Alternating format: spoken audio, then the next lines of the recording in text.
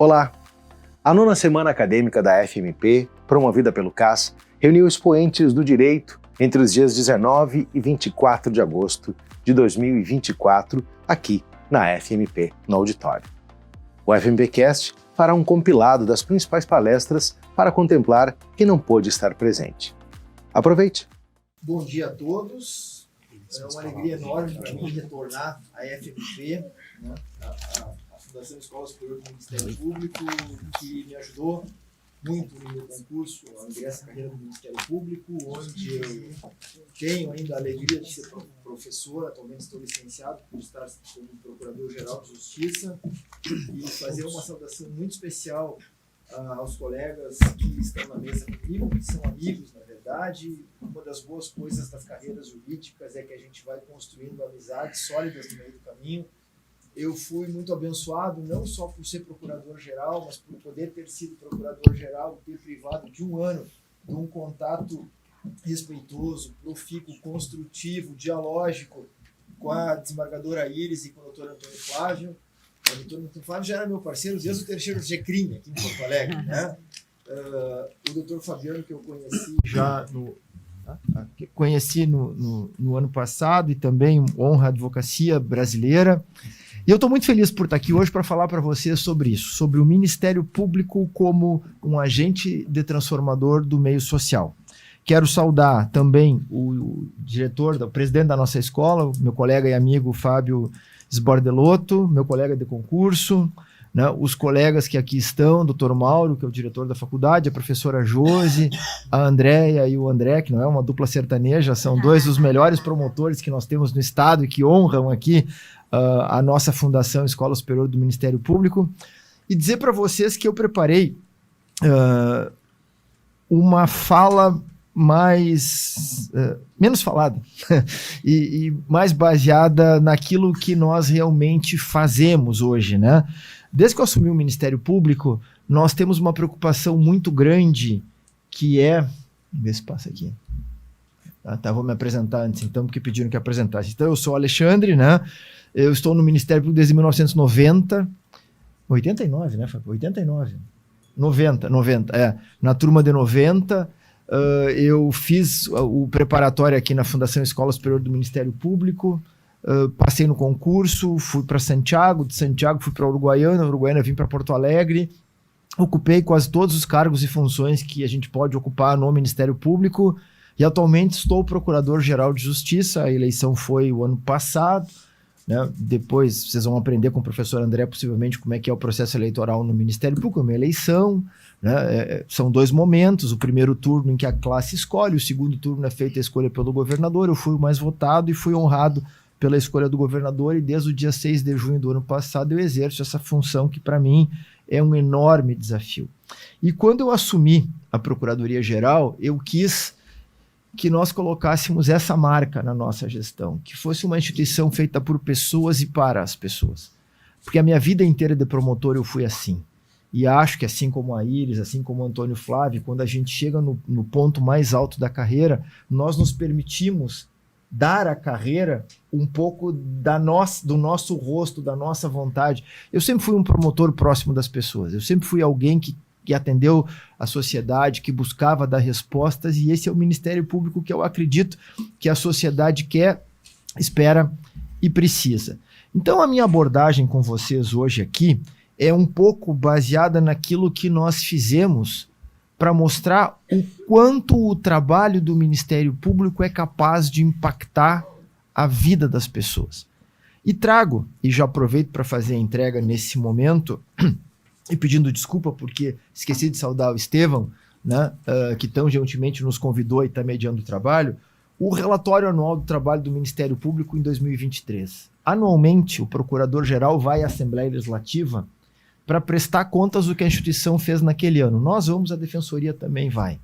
Porque é uma maneira interessante de nós justificarmos para o cidadão gaúcho, através do Legislativo, o que a instituição fez, que rumos a instituição deu e os resultados que ela conseguiu auferir. Então, o que eu vou mostrar para vocês hoje aqui nessa nossa fala é um pouco daquilo que já está no nosso relatório, que eu entrego esse aqui para ti, E eu pedi para o pessoal que distribuísse para cada um de vocês um cartãozinho.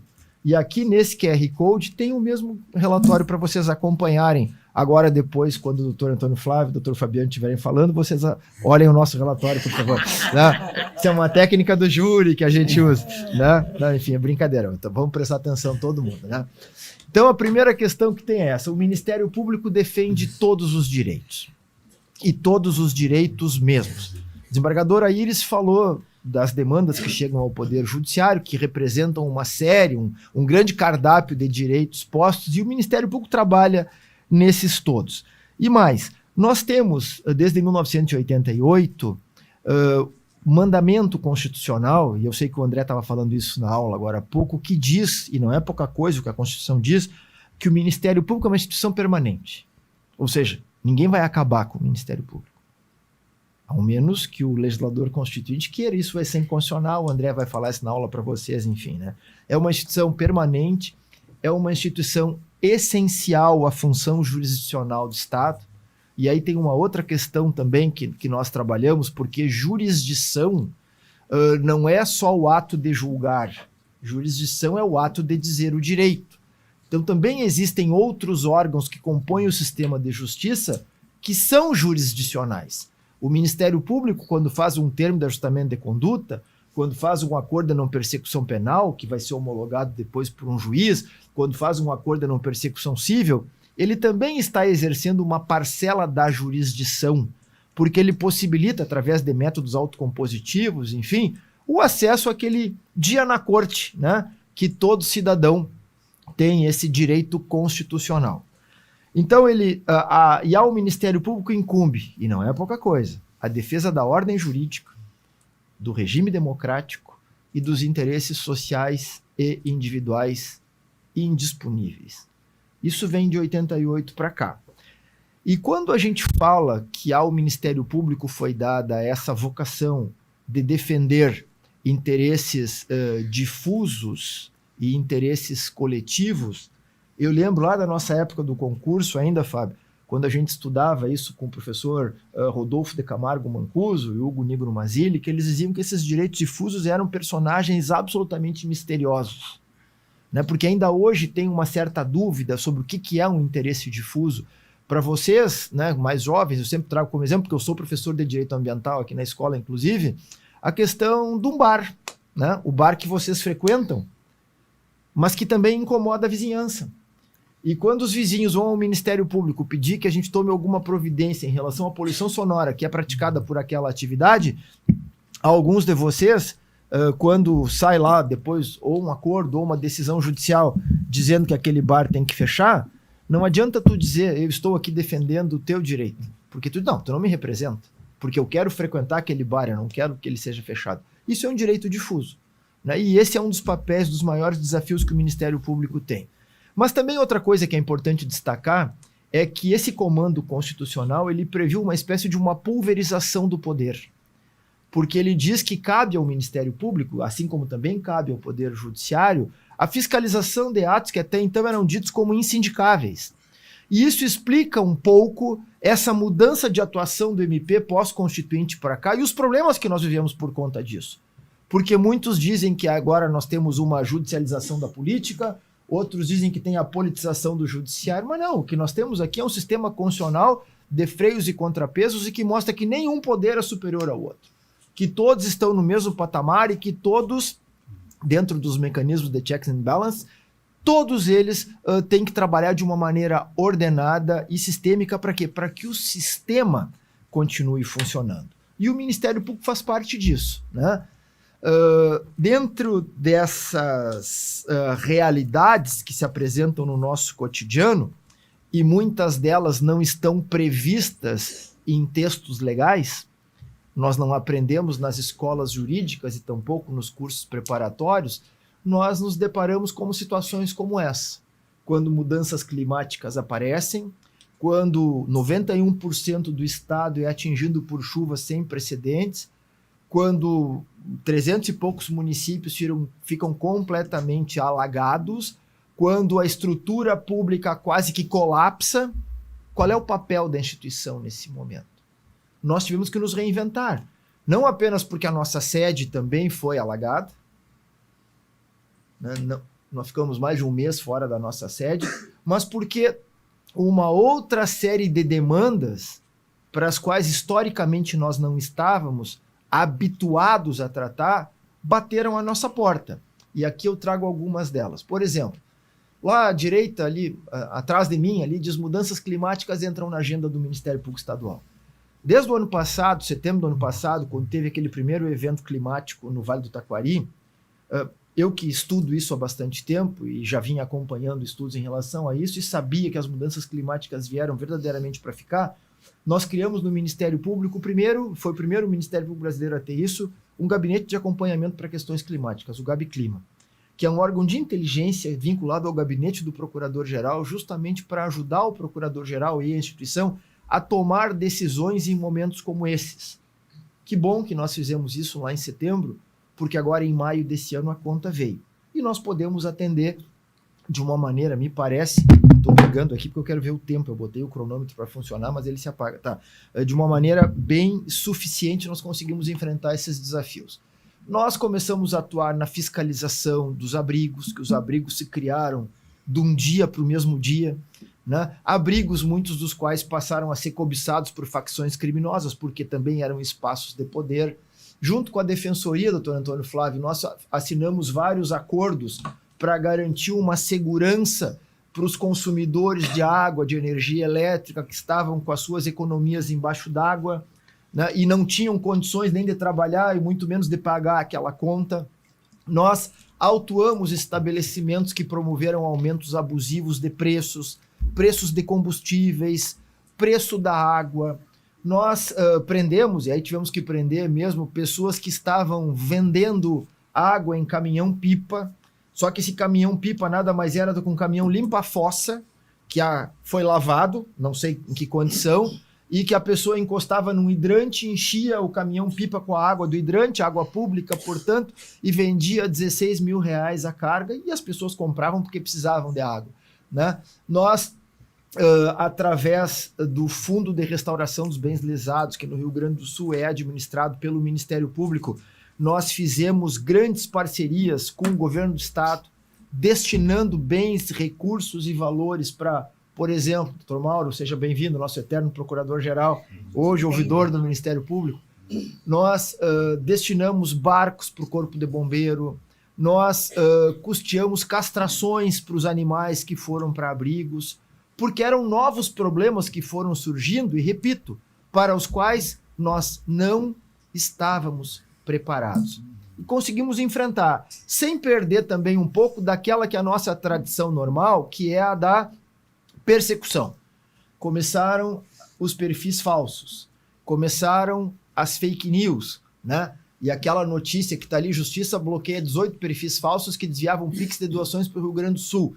O que acontecia? As pessoas, naquela onda solidária que o Brasil inteiro abraçou o Rio Grande do Sul, criavam um perfilzinho, botava o brasão do estado e dizia: ajude o Rio Grande do Sul, clique aqui e doe. E as pessoas doavam, e doavam bastante dinheiro.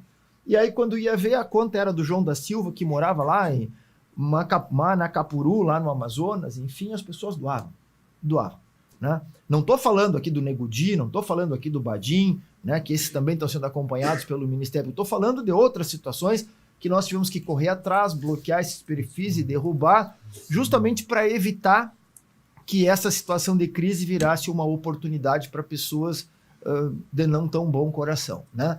Nós trabalhamos criando uma central de doações, o nosso prédio ali na Santana. Nós fiscalizávamos os abrigos, nós víamos o que era necessário em cada um dos abrigos, a sociedade entregava donativos nos prédios do Ministério Público, nós fazíamos com que esses donativos chegassem não só às instituições que precisavam, mas a outros locais que também tinham muita necessidade em relação a isso.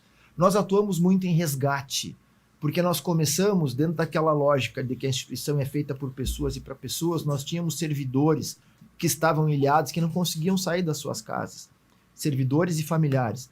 Então nós conseguimos um barco com um servidor nosso, um motor emprestado com o Corpo de Bombeiros. Nós temos um colega hoje que antes de ser promotor era bombeiro militar, capitão dos bombeiros em São Paulo.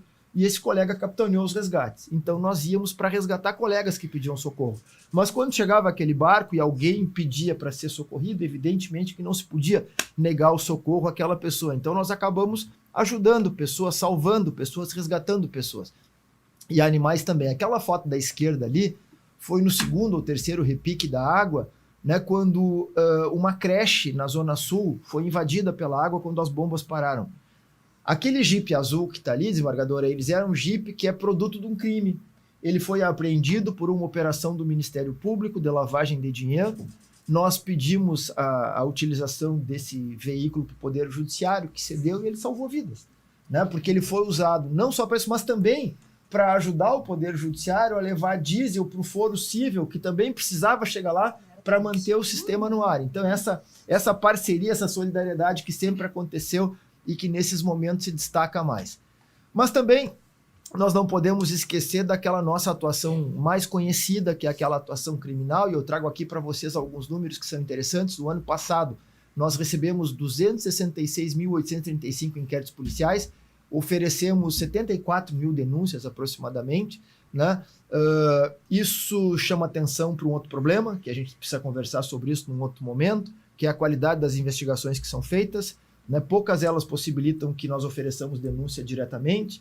Nós fazemos pedidos de diligência, só 10% dos pedidos que são feitos são atendidos no prazo estimado pelo Ministério Público. Isso represa lá no Poder Judiciário, que afeta as metas do Poder Judiciário com o CNJ. Isso é uma questão de Estado que tem que ser tratada como uma questão de Estado, porque do outro lado tem pessoas que são vítimas da violência, que querem uma resposta do Poder Judiciário ou do próprio Ministério Público, através do acordo de não persecução penal, conversando com o próprio réu, e que de alguma maneira se vê dificultado. E agora tem uns vídeos aqui que eu quero mostrar para vocês de um pouco da atuação que nós fizemos, tá? Destaco a questão do atendimento às vítimas. O Ministério Público tem a vocação de atender vítima. Eu digo, e não é nada contra Antônio Flávio, muito pelo contrário, que a Defensoria Pública trata dos interesses do réu e o Ministério Público trata dos interesses da vítima. E o que nós queremos, com esse espaço de acolhimento que nós criamos, desembargadora Iris, é criar uma espécie de uma audiência de custódia reversa. Ao mesmo tempo em que o réu é apresentado ao Poder Judiciário na audiência de custódia, nós queremos que a vítima seja trazida imediatamente para o Ministério Público, onde ela é atendida, onde ela é acolhida e onde ela é orientada sobre os seus direitos. E sobre situações mínimas, até do que ela não quer fazer, porque ela também tem o direito de não querer fazer nada. Mas ela precisa saber quais são os seus direitos todos. Nós estamos trabalhando, já inauguramos ali no nosso prédio o primeiro espaço, que nós chamamos Espaço Bem Me Quer de Acolhimento às Vítimas, e conseguimos, através de uma parceria com o Departamento Penitenciário Nacional, recursos, doutor Mauro, para abrir 12 dessas salas pelo interior do estado. Todas as promotorias de entrância final hoje terão um espaço desses com um promotor, só para atender vítima, com estrutura técnica, só para acolher as vítimas, e o promotor que atender a vítima é o mesmo que vai fazer os acordos de não persecução penal. E aqui um pouco do nosso trabalho. Para a comunidade, para a direção e para o corpo clínico, a construção da UTI é um sonho de mudança na vida dos pacientes, que, em estado grave, precisam hoje ser transferidos para outros hospitais da região, especialmente para Passo Fundo. A obra para ampliação do hospital, que vai contar com 10 leitos de UTI, vem sendo construída em conjunto com a comunidade. Mas uma destinação de verba, em especial, deu o fôlego necessário para a obra andar mais rapidamente. O prédio de 6 andares está sendo erguido com recursos destinados pelo Ministério Público por meio de um acordo de não persecução penal, conhecido como a ANPP. Aqui. Então, também, ao mesmo tempo, tanto quanto o Poder Judiciário, quando nós percebemos que as demandas que começam a chegar na promotoria, muitas delas têm a ver com a falta de um atendimento médico hospitalar mais qualificado, numa cidade com um poder econômico importante como é Amaral, em que a sociedade está organizada e que há um desejo de melhorar a estrutura hospitalar, por que não somar esforços e fazer com que o recurso do crime seja direcionado para atender melhor aquela sociedade? Fizemos isso em Marau. Agora aqui um pouco do atendimento a crianças e adolescentes em escolas. Nós nos sentimos amparados no Ministério Público. E em Vacaria nós temos muita sorte de um Ministério Público andar de mãos dadas com as escolas. O que nós fizemos aí? O colega que está lá, o Luiz Augusto, através desse projeto, ele identificou que o esporte é uma boa forma de acolher os jovens e os adolescentes que estão em escolas. Então ele criou esse projeto em que ele prepara esses alunos para jogar tênis. Então eles têm um turno de aula e no outro turno eles treinam tênis. Tem mais de 1.000 crianças e adolescentes que já passaram e alguns já são campeões, inclusive, né? Então também uma iniciativa singela, né, mas que só pode ser tomada por quem está ali vivendo o drama, sentindo as dores daquela comunidade e que sabe o quanto é necessário para fazer a diferença na vida das pessoas. Eu acredito que é de excelência o Vítima de trabalho abuso sexual. do acolhimento à vítima em Porto Alegre, na promotoria. É um trabalho que tem que ser feito nacionalmente. Esse é o nosso espaço de acolhimento às vítimas. Aqui é a mãe de uma menina que foi estuprada e que foi atendida na promotoria, porque os sentimentos são os mais variados nesse momento. Inclusive, a própria vítima se sente culpada do crime que ela sofreu, porque ela fica pensando se ela agiu corretamente, se ela fez o que tinha que ser feito ou não. Não pode acontecer isso, né? Então esse é um espaço que nós estamos buscando atender com esse tipo de atendimento e recolhemos respostas como essas que mostram que realmente nós estamos no caminho certo. Era uma família... Doutor Vigil é procurador de justiça. E um filho. Era um filho... Dá para aumentar o volume um pouquinho? E eles viajavam e sofrem um acidente de trânsito numa estrada aqui do interior. Um caminhão de uma transportadora bate e perderão a vida o pai, a mãe e a avó. E de uma hora para outra o menino sobrevive. E de uma hora para outra ele perdeu tudo. Ele acompanhou as 2 sessões de julgamento no tribunal. Quando foi a segunda sessão de julgamento e que realmente o menino venceu, foi julgado por acidente, ele, no ônibus, ele fez uma promessa que ele levaria o menino para me conhecer. É muito difícil isso assim para mim, porque isso mexe talvez com aquilo que a gente não espera. E ele, então, passado esse ano, ele estava cumprindo a promessa. Ele disse: eu também jurei para ti que se a gente ganhasse a sessão, eu te botava numa escola particular. E agora, tu vai mostrar para o motor o teu motivo. E aí a lágrima desceu, né? Não pude mais segurar. E no final ele dizia assim: dá um abraço.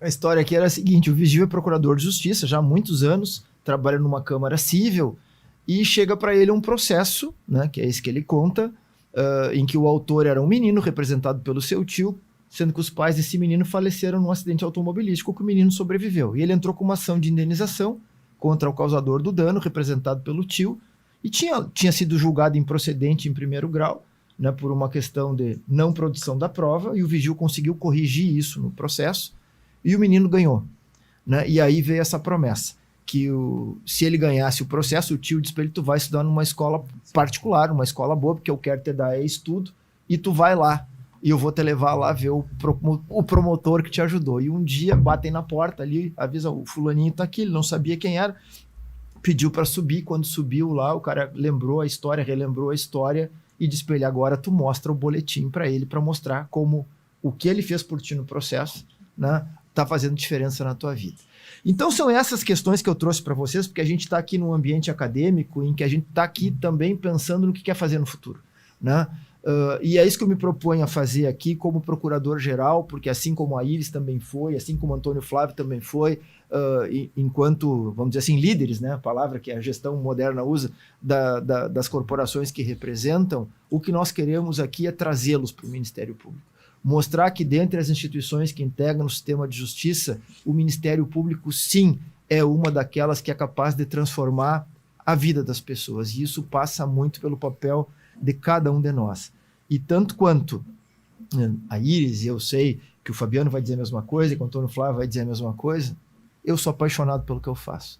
Se tivesse que escolher, eu escolheria de novo o Ministério Público. Se tivesse que fazer, eu faria tudo de novo. Tudo de novo, por quê? Porque a nossa instituição é uma instituição que realmente tem esse dom de estar próximo das pessoas e de fazer a diferença na vida de cada um. Então, por favor, considerem o Ministério Público, porque nós somos, sim, um grande instrumento de modificação social. Muito obrigado.